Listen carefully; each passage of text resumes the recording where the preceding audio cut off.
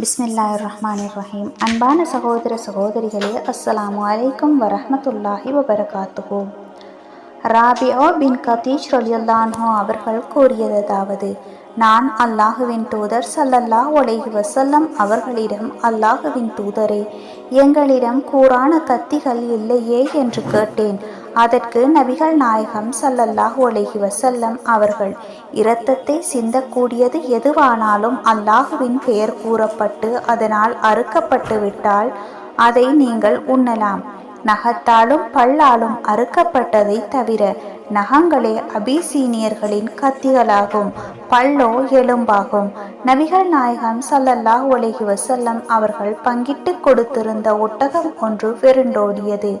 அதை ஒருவர் அம்பெய்தி தடுத்து நிறுத்தினார்.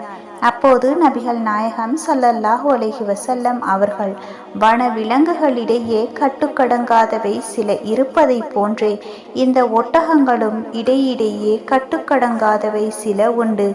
ஆகவே அவற்றில் உங்களை மீறி செல்பவற்றை இவ்வாறு தடுத்து நிறுத்தி செய்யுங்கள் என்று சொன்னார்கள்.